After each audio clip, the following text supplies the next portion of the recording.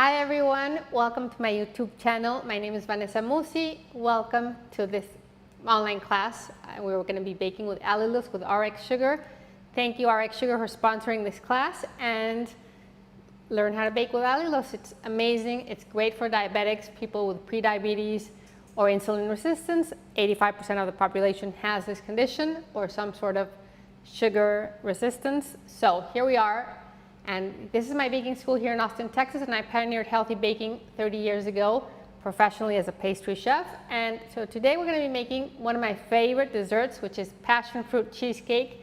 Ideal for Mother's Day. My mom used to make the most amazing cheesecake, and she would be really, really proud of this recipe. So I hope you make it with me. There's 3 parts of the recipe. So we're going to make the base, we're going to make the filling, and we're going to make the glaze, which is divine because it's very tropical, it's very sour, it's just this beautiful taste of, you know, this passion flavor. I don't know if you're familiar with passion fruit, but it's just that really, really nice flavor that's really satisfying. So let's start baking, and we're going to see all sorts of tips. So the recipe will be posted below the video, so make sure you make it. We've already seen your creations from the past video, so thank you for that. And here we're going to show you the ingredients we're going to be baking with, which RX Sugar is sponsoring and giving us the product. So also enter the giveaway because you're going to get a kit of all this, which is really, really amazing. So you can use it for sweetening your coffee, your tea, your beverages, your lemonade, whatever. And I'm going to be baking with this one. They're the same products. This is in sticks, this is in a canister, and you have liquid sugar, liquid allulose, which I'm going to be using on the glaze as well. And we have pancake syrup and we have chocolate syrup. They're all amazing for, you know, waffles, pancakes, that kind of thing. So let's put this aside and let's start baking.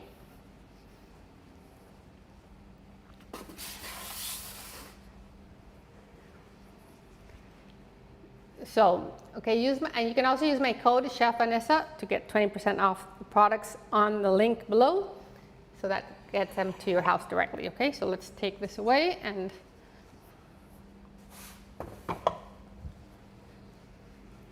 so I'm really excited about this cheesecake because it really is creamy, it's divine. You're going to see a lot of techniques. I'm going to make it, it's all keto, it's all diabetic-friendly, glucose-friendly, all that. So we're going to make the bottom. I'm going to show you what I'm going to do here. So you can use either one of these pans. So you can make them small, individual, large. Feel free to adapt. The only important thing is to use a really good pan that's with a removable bottom, so you can pull out the cheesecake, and that's really, really important. You don't want to have those springform pans, are not that great. So anything like this, and they have to be greased really well so that the sides don't stick. Okay, so that's another tip.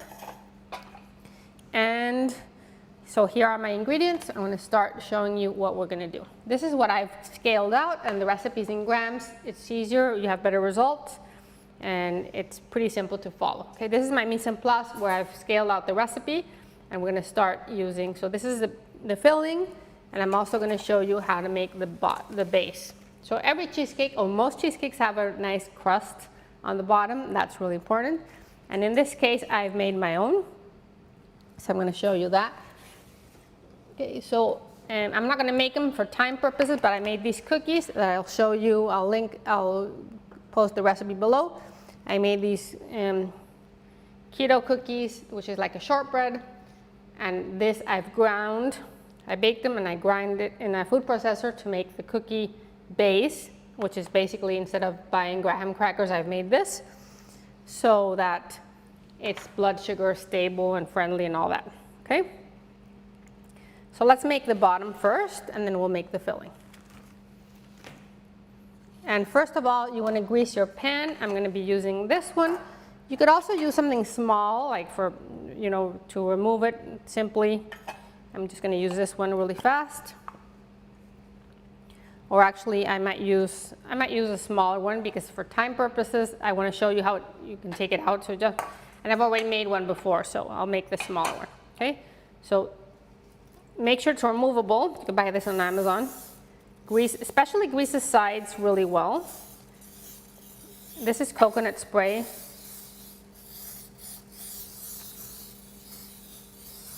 Okay, so you can get this anywhere. Now I'm going to mix my cookie base. So this is a cookie. I mean, you can also buy, if you don't want to go through all that and you want to make it really fast for Mother's Day and it's coming up, you can really use something like this. This is super simple. You can get it in most stores in the States, or something similar that's lower in sugar. That's another option. And it makes a really nice crust. And it's gluten-free as well. So I'm just going to put the cookie layer here. Now again, I'm going to adapt the recipe because it's not, my recipe is larger, so it doesn't matter. I'm going to add the butter. And really, this is how you feel it with your heart. You don't really need a recipe. Just add it. A little bit of butter. Just enough so that it sticks together. I'm going to put this on the side so you can see this over here. So just so you mix it here, just until it's wet enough so you can really handle it, and it's not too wet, but it's wet enough so you can really bind it together. So it needs a little bit more. And whatever's left, you can refrigerate it, you can freeze it, you can use it again, no problem.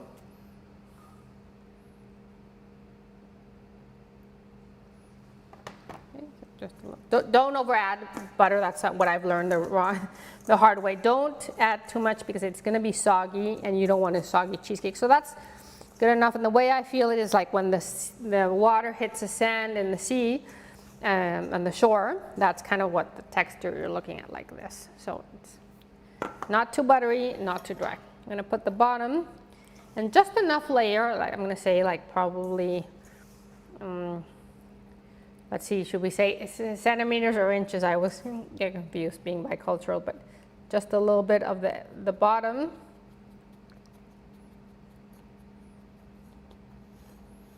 You don't want a thick layer because nobody likes a thick crust, to be honest. So.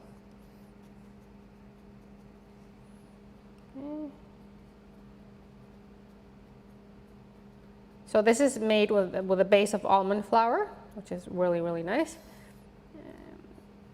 If you're nut-free, you can get a nut-free cookie, no problem. Okay. So now that's compacted in the bottom, and I'm going to show you. I'm just going to set this on the side like that. I'm going to keep that for later.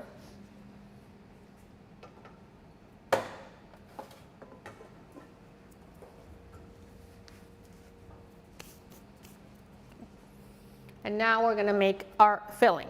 So let's put that aside and continue with our other part of the recipe, which is super simple. And you could literally bake it with any equipment. You don't need fancy equipment. So I'm going to put this on the side for later. Okay, for the filling, everybody, I'm sure, has made some sort of cheesecake in their life. And again, my mom did not have anything fancy. She had like literally a mixer, a handheld mixer, whatever you have. You could also use an immersion blender like this. Ideally, you just want to blend the ingredients. That's all you want to do. So I'm just going to use my food processor. You use whatever you use. You're just going to kind of blend it. You can use a blender as well. So anything works that binds the ingredients together. So the secret is that it's a lot of cream cheese. The cream cheese got to be really, really soft. Put it in the oven, put it in the microwave, leave it at room temperature, put it in the trunk of your car, whatever works to make it really soft. And then just let it, because you want it to be really, really creamy. And the creamier the cheesecake, the better it is. And you don't want any lumps as well. So just going to grab that here. And you can also make a half a recipe. This is for a large cheesecake, and the recipe will say that. It's for the large cheesecake is this size. So that's like an 8 or 9 inch.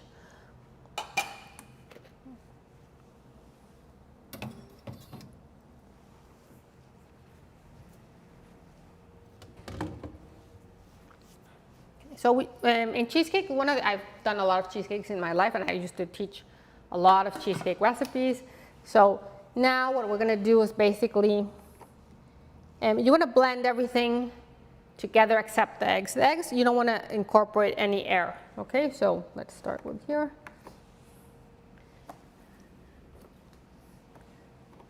Something is happening with our connection. 1 second. Oh dear, we have an electrical situation.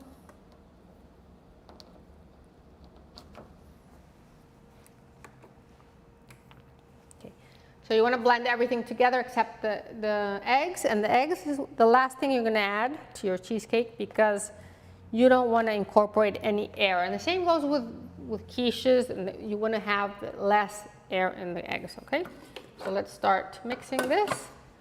So any food processor, any blender, handheld blender, any handheld mixer as well. So we have the cream cheese, we have heavy cream, sour cream, whatever you have. A little bit of passion fruit puree. So if you have passion fruit locally, you can use that. Just get out the pulp. Now we're going to blend this.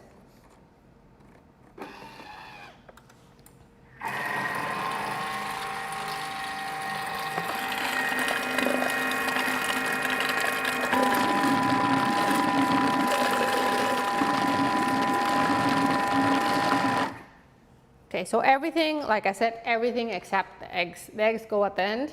Once this is really, really creamy and soft. And okay, I have really good vanilla extract over here. The passion fruit. A little bit of salt, it'll bring out the flavor really nicely. And you could add some lemon zest if you wanted to, a little bit of orange or mayor lemon zest as well. Here's a sour cream or heavy cream, both work really well.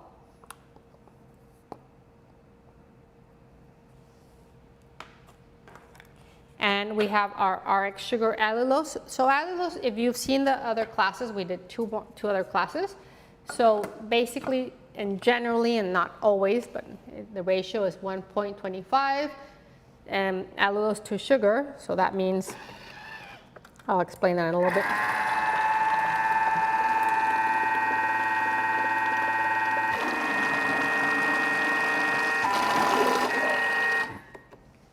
That means for every cup of sugar, you want a cup and a quarter of RX sugar allulose. Why? Because our allulose is less sweet. So you need to adapt. Allulose is 75% sweet versus sugar is 100% sweet. That's the sweetening power of every ingredient. So taste it and make sure you like the sweetness. And make sure, I mean, you will have it's going to be a less sweet cheesecake. So you know that. And you can always test the sweetener before and notice how it's not that very sweet. So here's the allulose. And one thing about allulose is it browns really fast. So I'm going to lower the oven temperature as well to compensate, and I don't want it to brown fast.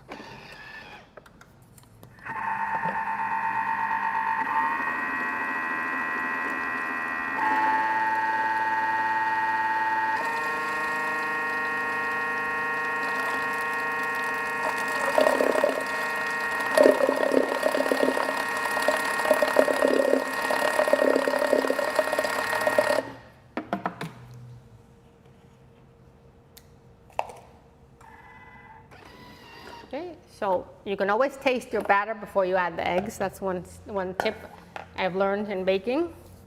Taste it and see if you like it a little sweeter. Like, again, my palate is not very sweet because I'm a healthy pastry chef. I like things a little less sweet. I don't want to have the overpowering effect of sugar. And so anyway, scrape the bowl constantly because you need to get those lumps in really taken out. So no lumps in your cheesecake. And then take that. One more.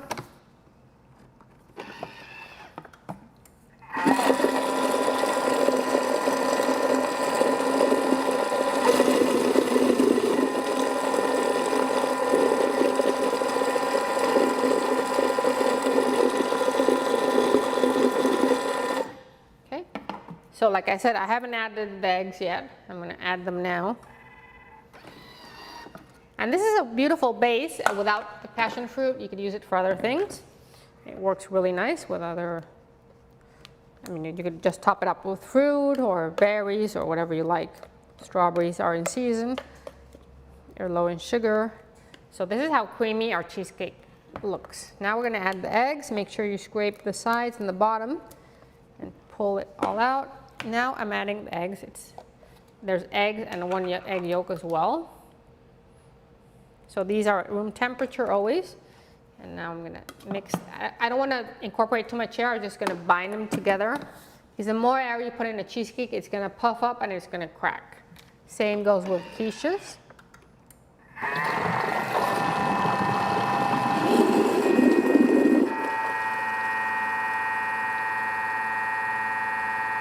Okay, like that. Now we're gonna scrape it again.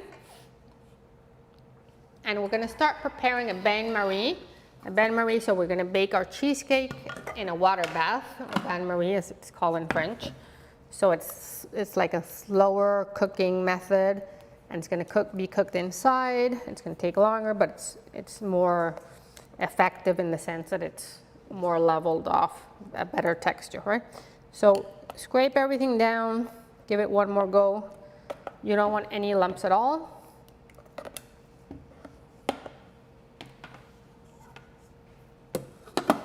So let us know in the comments if you have any questions, where you're visiting from, and if you're going to make your mom this beautiful cheesecake.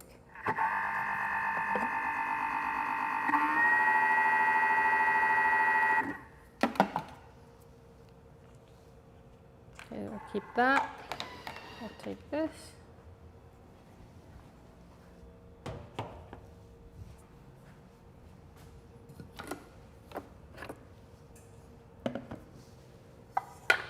Okay, so now that our base is ready, I'm just going to pour the filling on top. And whatever's left, I'm going to use it in another, I'm going to pour it into another container, okay, in another base.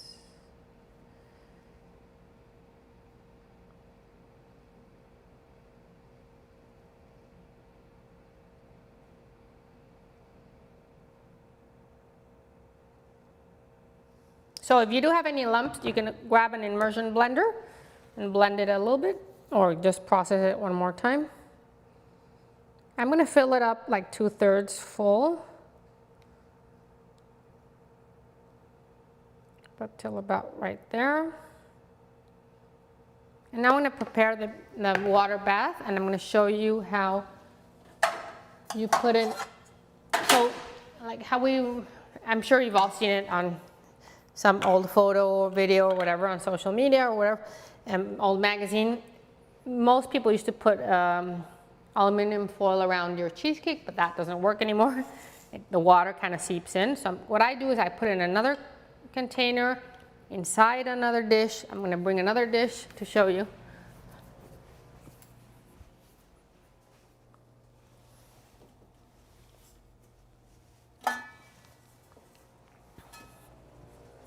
So grab another one, so we're going to have 3.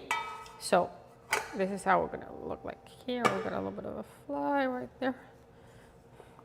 So this is the bain-marie, okay? So the water goes in the last one over here.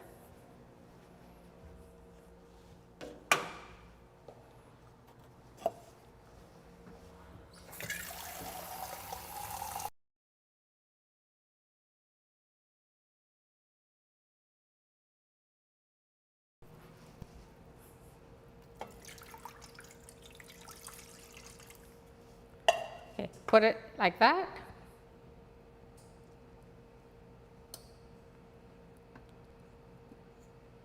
All right, that's a lot, too much water. We don't want that much, just a little bit less.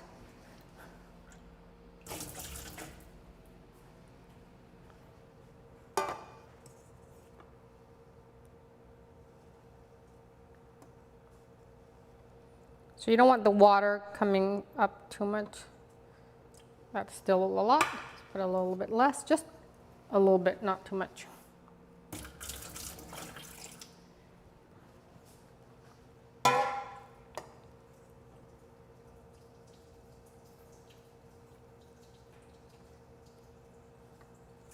There you go. So now it goes in the oven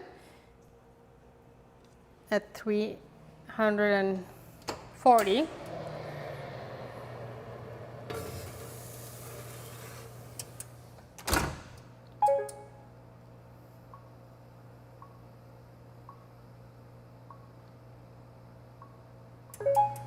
Okay, and now it's It's gonna take like half an hour or 40 minutes, depending on your oven. This is a convection oven, it's a house oven. It's a little bit faster than regular ovens.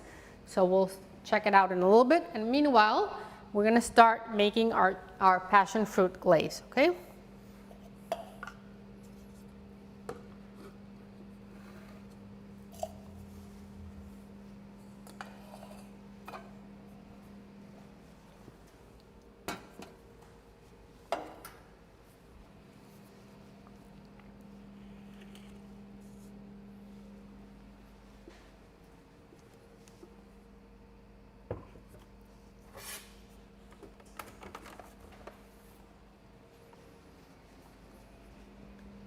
So the beautiful thing about this recipe that I personally love, it's a beautiful glaze. I'll show you how it looks. It's like a mirror almost. And you can make it with raspberry, you can make it with cherry, with blueberries. I mean, any fruit puree would be just divine. Strawberries.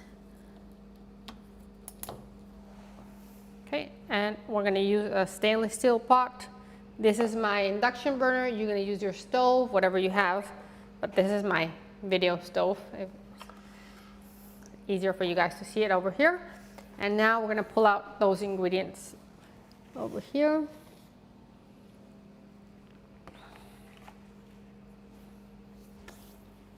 And you're gonna need a whisk like this.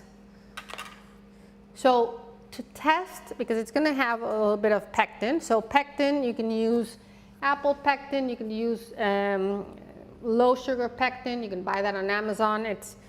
Most supermarkets have them. Most good supermarkets have pectin. So in the baking aisle, at least here in Texas we do. So pectin, it's generally a jam pectin. That's what I'm going to use. So it's going to look like a glaze, like a jelly almost. So, okay, so here we have our passion fruit puree. I'm going to show you what it looks like. Frozen. We pastry chefs have it frozen. You could buy in some Latin supermarkets in the frozen section as well, different brands. I'm going to show you what I'm using over here.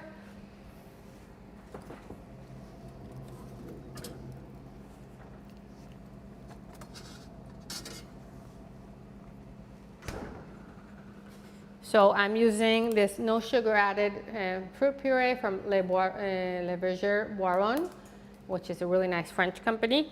And I've also put a plate of ceramic in the freezer to test my this jelly that I'm using. Because why? Because I don't know if it's gonna set enough. So this is my test on a frozen plate.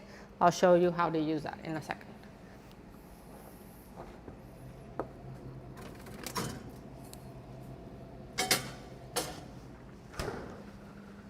So that's the ceramic plate is what I call the jam test. So we're going to test out a sample of our jelly. When it's done, you're going to see if it sets and if it's set enough. Okay, so here's our puree over here. And passion fruit is super sour, like sour. This is no sugar added. So it's very tart. It needs a lot of sweetener. So here's our liquid allulose, liquid sugar they call it. And it's going to give us that beautiful shine, that kind of beautiful flowy glaze. And here we have our powdered allulose or granular allulose.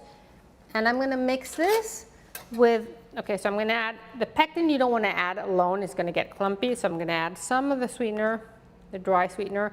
I'm going to mix it in with our pectin, stir it just so it incorporates easier.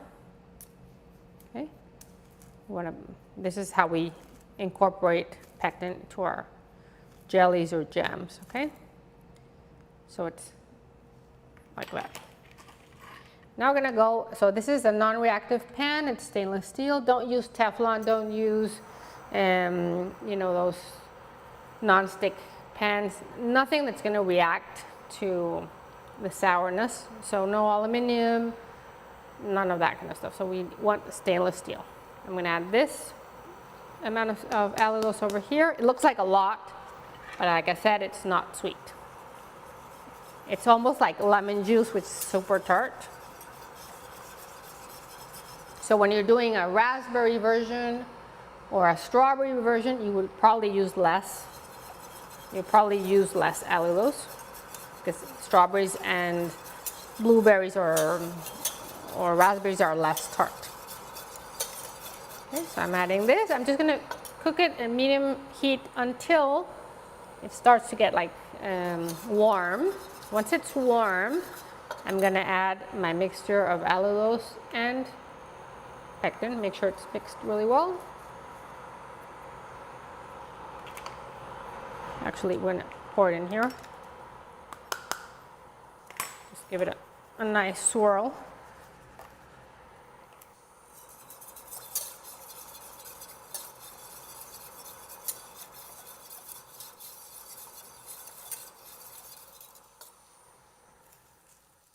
I'm gonna keep the spoon, so we're gonna make it test it a little bit.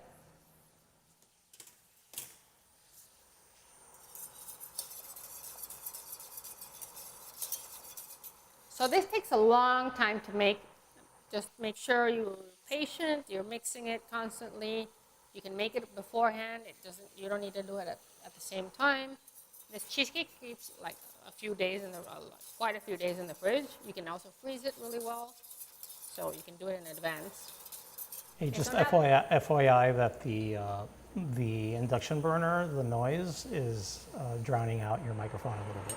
It's what? It's drowning out the microphone. It interferes with the microphone, so Okay. you want to step back and like when you talk, step back because it's interfering. Okay, we're gonna add our allulose and pectin mixture. Mix it really fast. Mix it really well.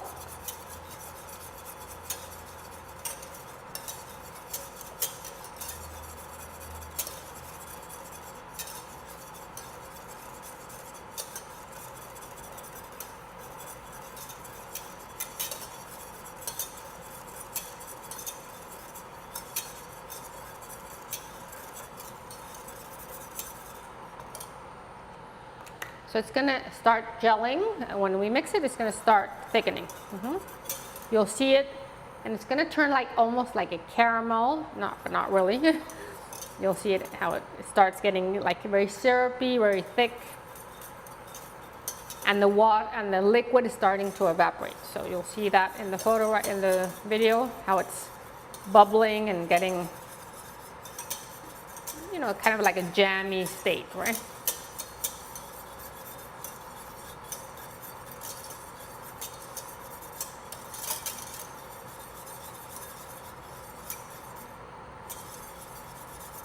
So pectin is what's naturally found in fruits.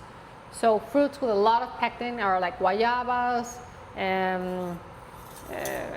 apples, citrus,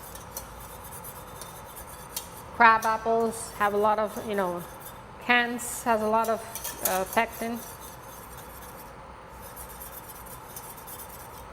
Okay, so I'm gonna leave this for a little bit over medium heat. And now I'm going to look at the cheesecake.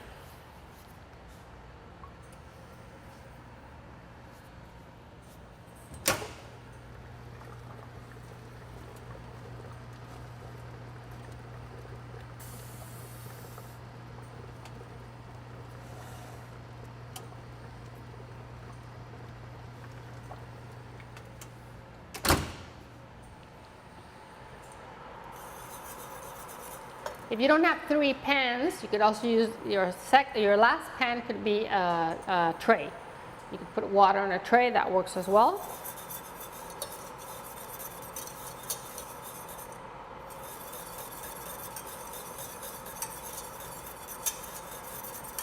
Okay, so this is really a matter of reducing the sauce and reducing it and reducing it.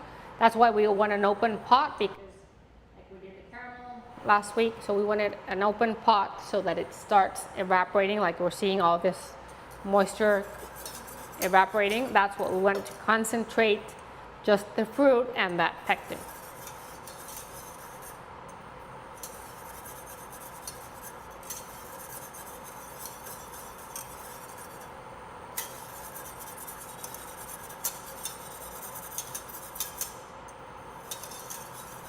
So by eye, I can see this is really runny right now. It's super runny. It's obviously not done. I mean, we're not going to measure it with a thermometer or anything, but that's not holding its shape. It's too liquidy. So if we put this on the cheesecake, it's just gonna fall off. It's gonna be like a sauce. You don't want it to be a sauce. You want it to be thick and to be like a glaze, right? So I think we should be, let's test the one we already made. Let's try it out while this cheesecake is being baked. There's gonna be a little bit of time, so.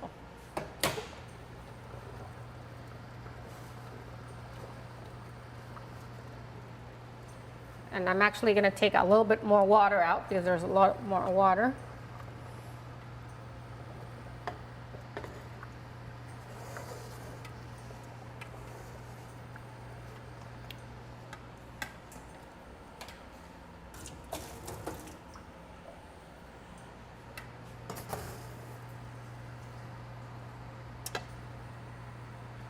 So what caused you to determine that it was too much water? What was that? What caused you to determine that it was too much water? I could see it boiling. It was boiling. I wanted to come up. It was too deep. Oh, you mean like it was like lifting up the other pan? Yeah. Oh, okay. Yeah. Yeah, not good. Not good. Yeah. I usually do a tray. A tray is easier because it's just it's shallow, right? Okay, so I think we're gonna try our cheesecake while this is working. So, and if you have any questions, let me know. I'll bring out the other one. Okay, so we're cheating here because we're cheating. We already have a cheesecake that's already made. So.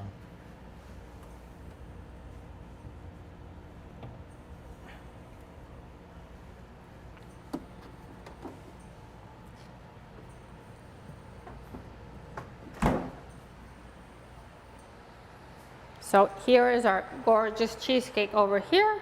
How beautiful the glaze is, and it's set beautifully. I'm gonna cut a slice, and now this one I made with these cookies. I wanted to make it, I really like these, and I just wanted to make it fast, and I wanted to have it ready for today, but it's a really nice, simple option. So this is almost ready. I can see it, the bubbles are thicker. I'm just gonna cut this first.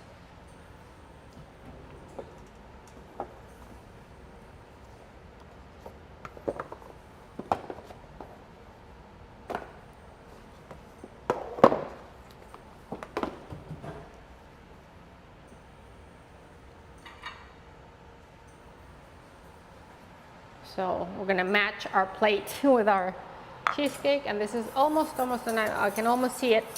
It's a lot thicker, it's really bigger bubbles. So how are we gonna cut this? I'm gonna cut this here. I'm gonna go in the middle with a chef knife, just like that. So make sure the cheesecake is really cold, and you wanna pull it out like that. So go in, pull it out.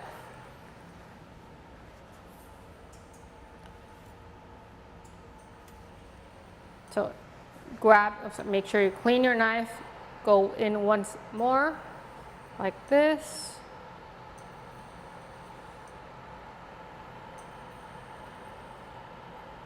All the way down, pull it out.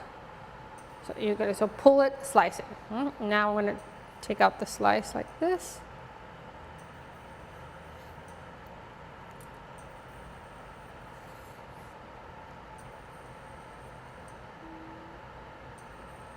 And there we go. Magic moments, you guys.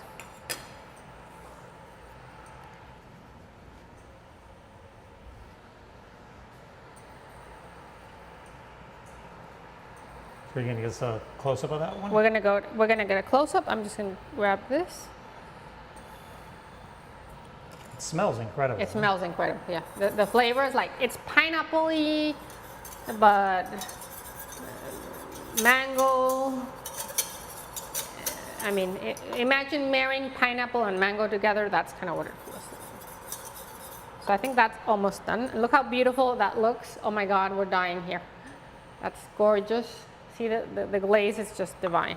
And it was cooked to perfection. So let's grab a fork and try it out. Actually, I think you want to get a close-up before you cut it. Yeah, we're going to get a close-up, yes. Okay, so Here we go. And we see that there. Beautiful. I'm gonna go on the light over here. That's a better view. So how beautiful the glaze is over here, how creamy the cheesecake looks, just like that.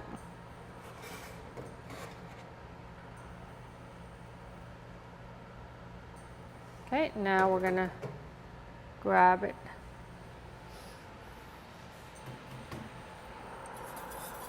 So I'm gonna turn this off for a little bit and we're gonna grab our fork and try that cheesecake. Do we have any questions?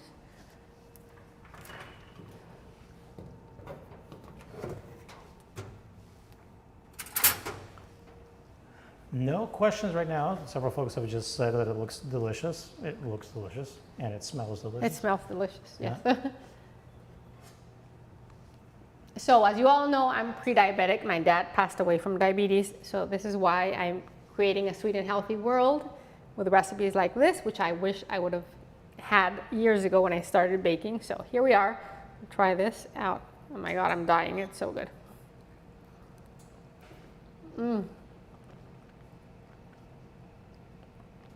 Honestly, this is one of my favorite, best recipes. I mean, it could not be better. It's so good.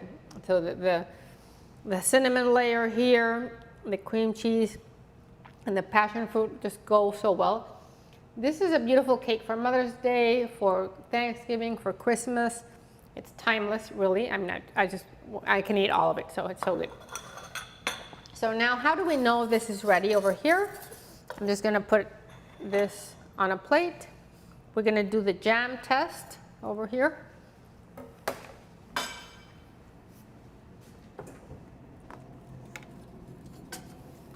So the beautiful thing about being a pastry chef is you work with chemistry and beautiful temperatures and crazy things happening. So I love this part of the baking world. So I look at everything. I see the smell. I see everything. So this is frozen, but this in the freezer for a few hours ago. And the same you do with jams. I'm gonna do a test and see how it's gonna set on. So there's a temperature change. So this is really hot, this is frozen. So I'm gonna see how it sets here, and this is how it's gonna gel eventually when it, all of these jams and jellies set when they're cold. They don't set when they're hot, right? So I'm gonna test it out and see if it doesn't run down. It kind of stays the shape. But there's one more test I'm gonna do. So I'm gonna go grab my finger and I'm gonna make it like this. And if it wrinkles, it's ready. If it doesn't wrinkle, it's too wet. Okay, so I'm just gonna go up. I'm gonna make a close up on that. Over here, you see that? So that's how it gels. Look how beautifully transparent. So you can also do this for, like I said, do this for your jam. See how it gelled? See how it set? And like I said, it kind of stays on the plate. So it's gonna stay on my cheesecake as well. That is a test. I tell my students all the time to do this test because sometimes their jams come out too watery, too runny. There's a lot of water content in fruit, so especially in strawberries. So this is done. So now, what do you do with this? Okay, I'm going to show you the one I made this morning. And I wanted to keep this to show you what it looks like when it sets. Okay, so when it sets, it looks like this. Okay, gorgeous. What else can you use this? Where else could you put it on? You could put it on scones. Oh my God, we had the best scones in Mexico City with passion fruit, which have been one of my favorite recipes. You can put it on a tart, fruit tart. You could put it on an ice cream sundae. Oh my God, there's so many things you could do with it. So there you go, you guys. Beautiful. So that's how it's gonna set. Let's look at our cheesecake. And it's coming along. It's gonna take a while. So we did get a question from the audience. So Iria was asking, how long does the cheesecake last? after you bake it? We're gonna put, well, yeah, that's a great question. We're gonna put it in the note in the recipe, of course.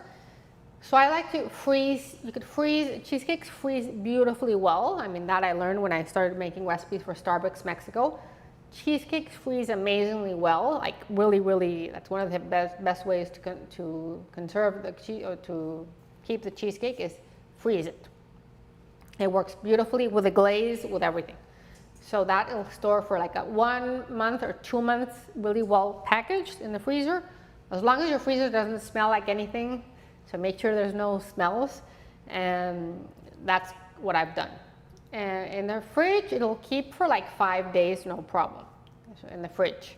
You don't want to have it at room temperature, of course. So fridge, it's just a really nice, and you can also make them individually, or you could do 2 small ones. I mean, this is the full recipe, and that's the size of the pan. So this is the full recipe, so that's probably 8 really good portions over here, and it's just so good. I mean, I'm gonna hold myself from not eating it because it's so good. Now, how do you store this? I mean, this you can keep, I think I've stored in the fridge this glaze for probably 2 months, no problem. You could freeze it for like 6 months, this glaze.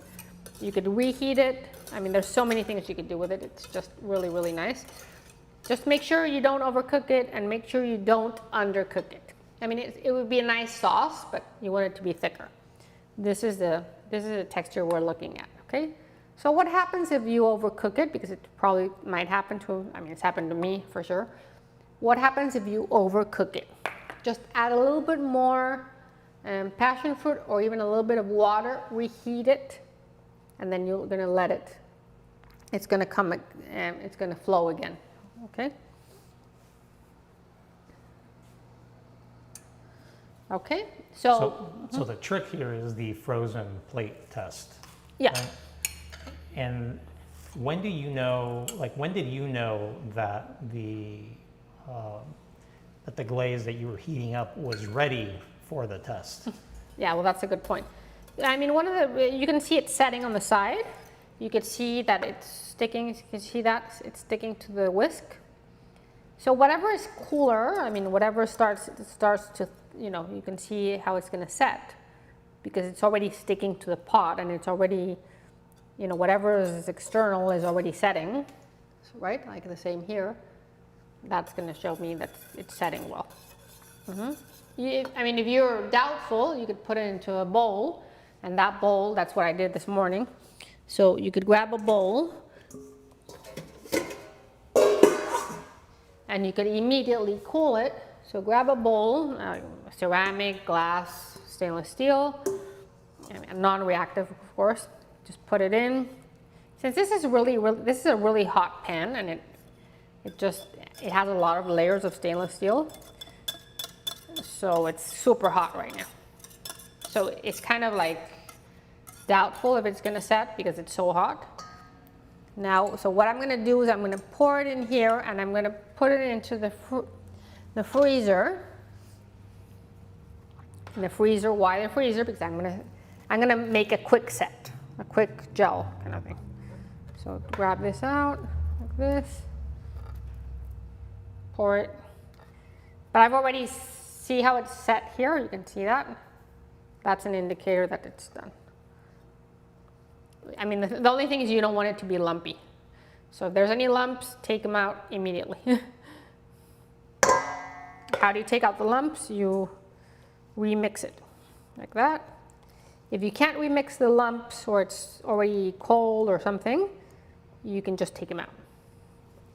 But Like literally take them out? Literally take them out, yeah. I mean, it's gonna depend on the pectin you used and how much you stirred and all that, you know. If there's a lump of pectin, just take it out.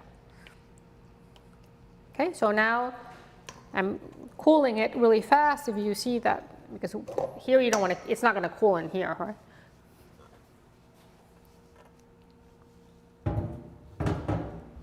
So whenever you want to cool something fast, you put it into a large bowl, stainless steel, and you mix it really fast, and then that's done.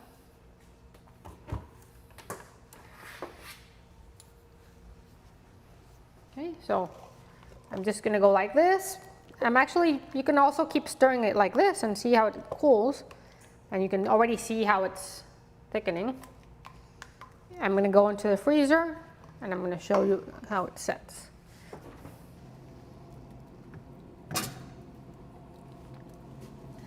Okay, so here's another option.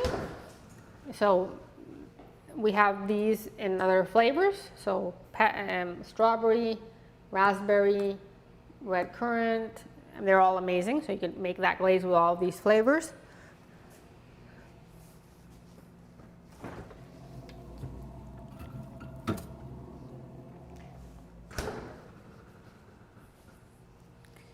What else could you, have we thought of any other applications for this?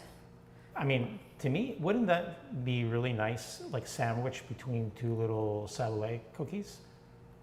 Two little what? Two little sablé. Sablé, yeah. Shortbread kind of thing, yeah. Like a little shortbread, Yeah. Exactly. And then Very, like very sandwich in nice, the yeah. middle. Very Hawaiian. You know, it reminded me of the Hawaiian cookies with guayaba. There's like a guayaba center made like of this. They also have really nice guayaba puree as well. So I think I have to have another piece because it's so good. I usually don't do seconds, but this is blood sugar friendly. I measure everything, so I can do another one. Why not?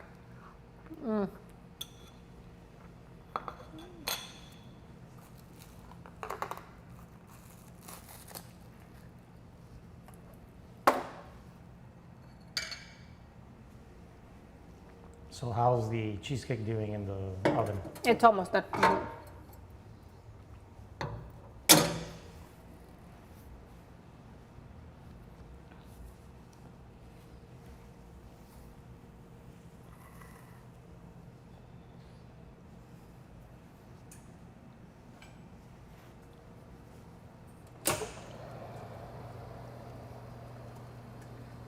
So I'm going to show you what it looks like when it's not done.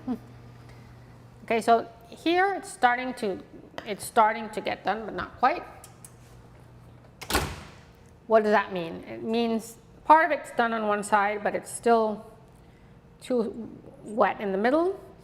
It's starting to shrink a little bit from the sides. That's one indicator, and it's starting to get opaque. Opaque, it's like it's not shiny, but they're still too shiny and too wet in the middle. So I can see if I let it out, it's gonna run out. So it needs to set. So I'm gonna give it like 10 more minutes.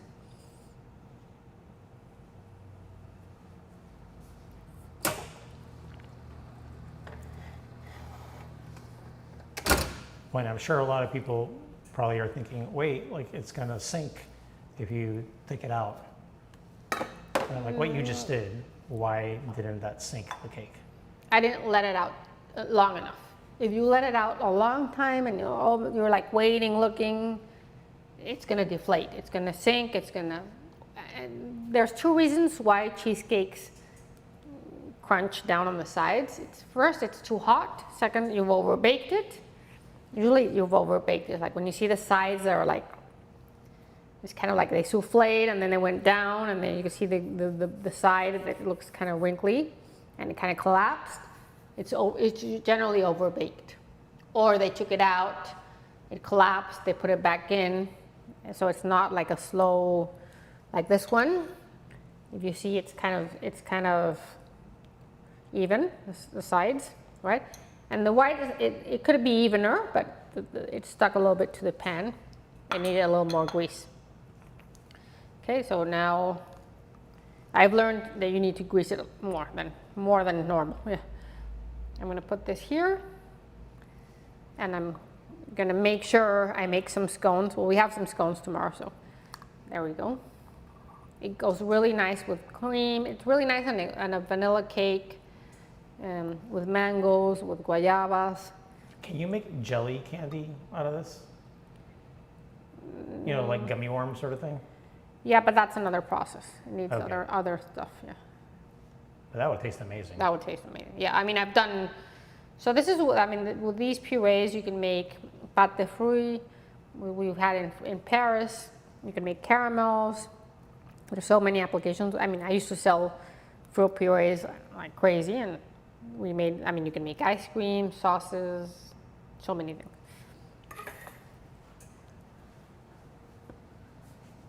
Okay, so let's look at the one in the freezer.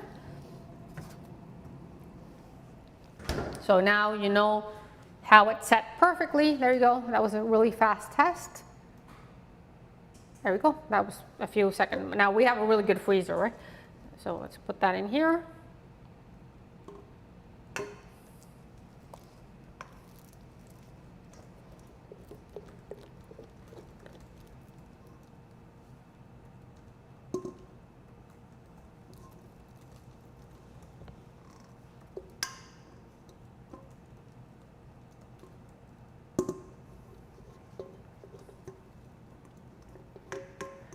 Daniela suggested that that would go really well with some puff pastry. Oh yeah, yeah, oh, yeah. Croissants and the flaky world. Oh yeah, that would be pretty insane if you had like a little filling of that inside a croissant. Oh yeah. Oh my God. That would be insane. Yeah.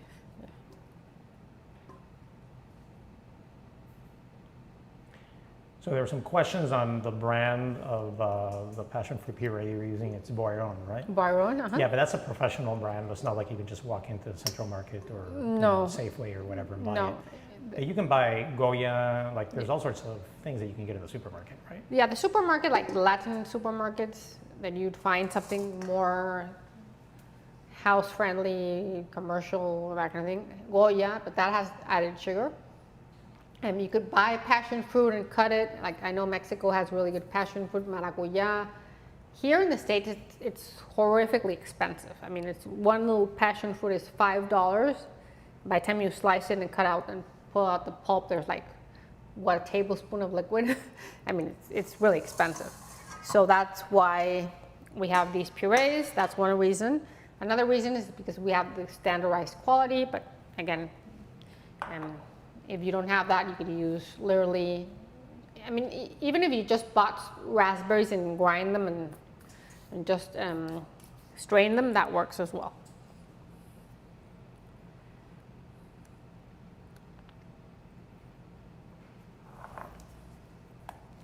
Yeah, so I think that's the difference is that the Boiron brand that you're using has no added sugar. No right? added sugar. Which is not what you'll normally find in the grocery store. No, and this is a new line because this is a new line. They used to, I worked with them for years.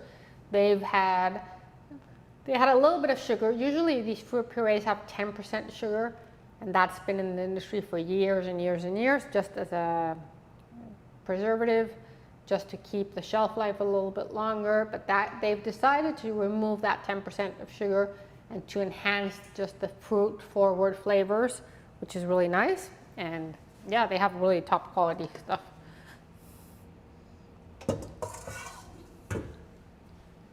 Okay, so our cheesecake is looking good. We're almost there. So you took it out of the bain-marie? I took it out of the bain-marie just because we're rushing it a little bit for the video, but I can put it back a little bit.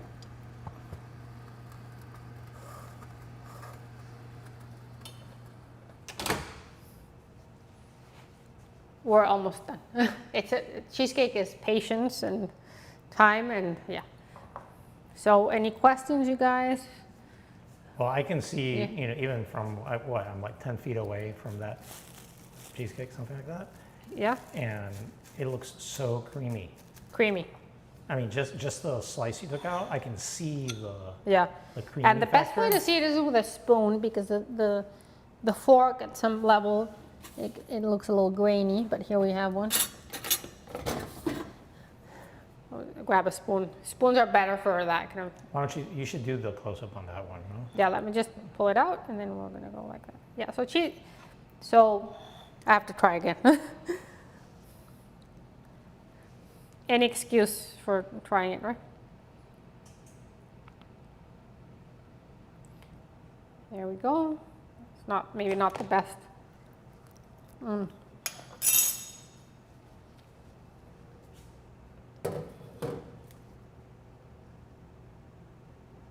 But you wanna do the whole take the spoon and like Okay. get a piece of the cream out, right?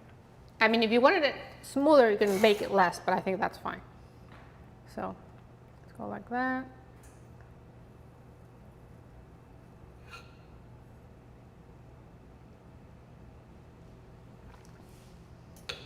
I think I need to eat first before I keep having dessert. Okay, so this is almost done.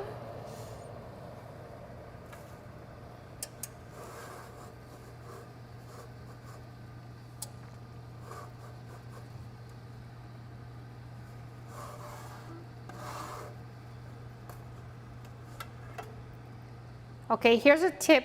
So when you're doubting your cheesecake, oh my God, should it, like this is too wet. Like you can see it, it's too jiggly. If you're doubting it, just turn the oven off and let it cool in the oven for a little bit. But there you go. This has to, you see it, it's too jiggly in the middle and it's too wet. So it has to look like this surface over here. So I'm just gonna go back a little bit more.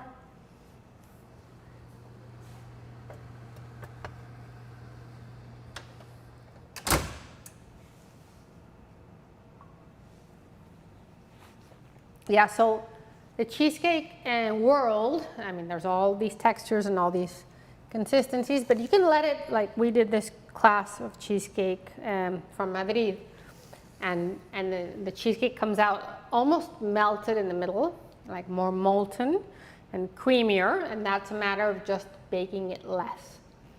So you could do that. Of course, the proportions were different in that recipe, different amount of eggs and such.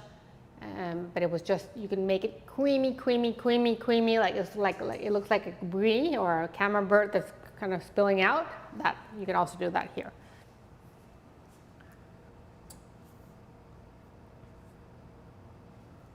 Okay, so a matter of 10 minutes or so. So what else do we have? Any other questions about allulose, where it comes from, what else you can use it? So allulose is, yeah?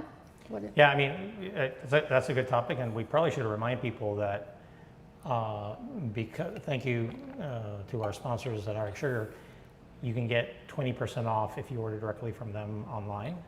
So I'm going to show the promo code. So if you go to rxsugar.com and use Chef Vanessa 20, you get 20% off, which is a great deal. And by the way, we love the team at RX Sugar. They are so amazing, and they are, I mean, literally, they're all like these super high-end scientists, right? And medical doctors that know how to develop this allulose. And you can make powdered sugar. And you can make powdered sugar with it. Powdered sugar with, yeah. So Martha was asking about the listed ingredients. So Martha, we will add the recipe to the description of the video and as well in the comments underneath the video. That'll come in later today or later this evening. So you'll find it right there. Yeah, and don't miss out the other two videos we did. The chocolate cake is amazing. Chocolate cake, because once you so we did different applications. We did a chocolate cake with caramel and a cream, so a whipped cream filling. So you've seen all the applications of allulose in just 3 classes, like literally how to make whipped cream, how to make a chocolate glaze, how to make a fruit glaze, how to make a cheesecake, how to, you'll have the recipe for the cookies, the shortbread that I mean, to grind to make the bottom layer. We also did the raspberry white chocolate cake, bundt cake, which is divine. A lot of people have already made it. So those 3 recipes I think are really, really beautiful.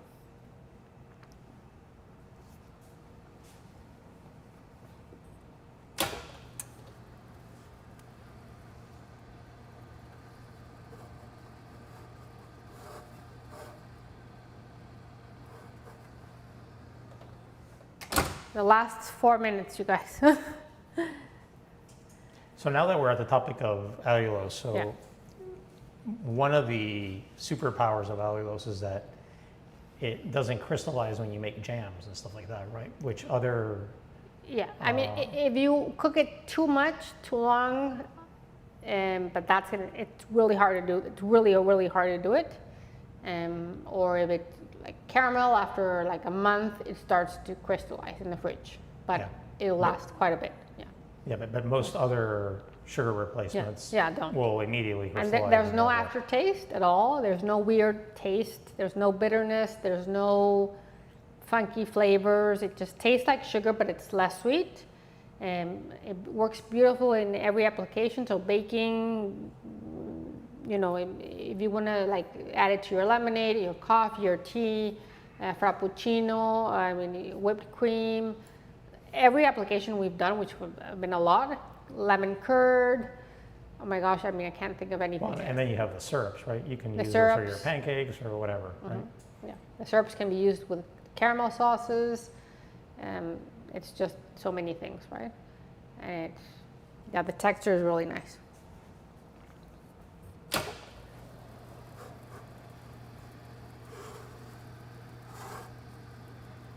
Okay, I think we're done. I'm gonna pull this out, the whole thing.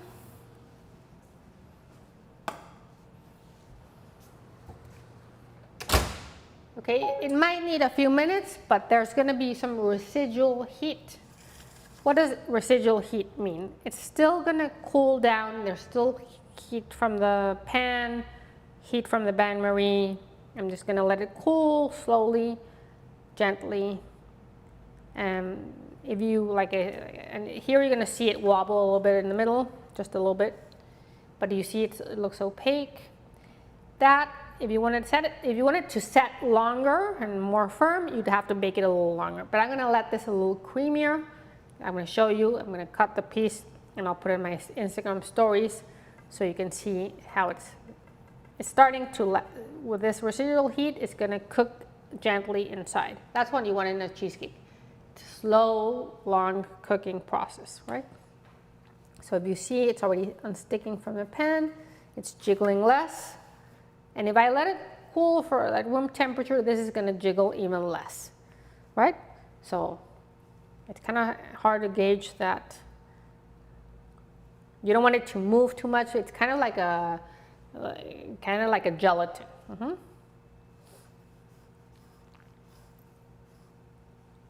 Okay, if you have doubts, put it back in the oven, turned off, and then you'll see it. But it's now starting to settle and starting to cool down slowly. Okay, let's do a close-up if you want.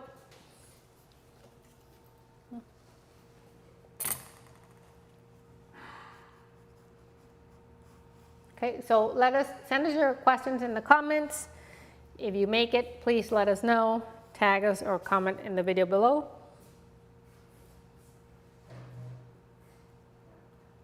Okay. All right, so we want to get a close-up now? I'm going to make a close-up. So remember, and this is a rule that I always teach in my classes, everything that's made with cream and eggs, it's going to finish setting when it cools down. Not when it's baked, when it cools down. So that means creme brulee, quiche, cheesecake, egg tarts, all that. So let's do a close-up right now. It looks beautiful. See how it's jiggly there in the middle?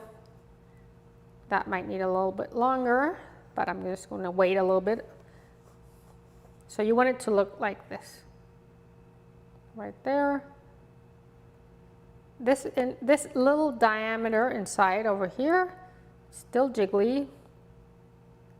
You see that? I'm going to give it a few more minutes. You want it to look like this. So I hope that makes sense. So you're gonna just leave it rest? I'm just going to give it a few more minutes, yeah. It's still too wobbly in the middle. And how I noticed, because I let it cool enough to know that there's still that diameter too liquidy inside, I'm just going to give it literally a few more minutes and then we're probably done. And are there any tricks that people need to know about applying the glaze? Or is it just literally put it on top and spread it out? For the glaze, I can't do it now because the cheesecake is hot, but basically, like the recipe will say, and I'll pretend it's here, the cheesecake is really cold, it's really set.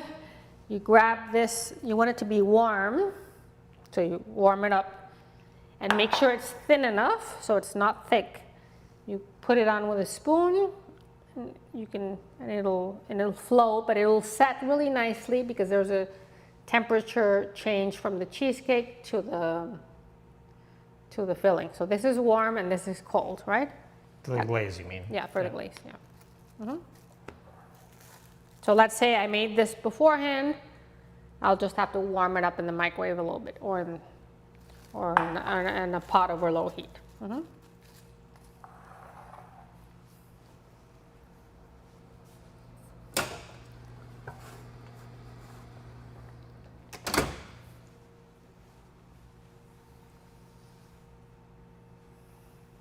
Well, thank you everyone for watching, and make sure you join the giveaway and follow RX Sugar and me on Instagram at Chef Vanessa Musi, or RX Sugar on Instagram or wherever you prefer. We are all social media, LinkedIn, wherever. Show us your creations. We'd love to see them. We've seen the beautiful photos you've already made, and happy Mother's Day.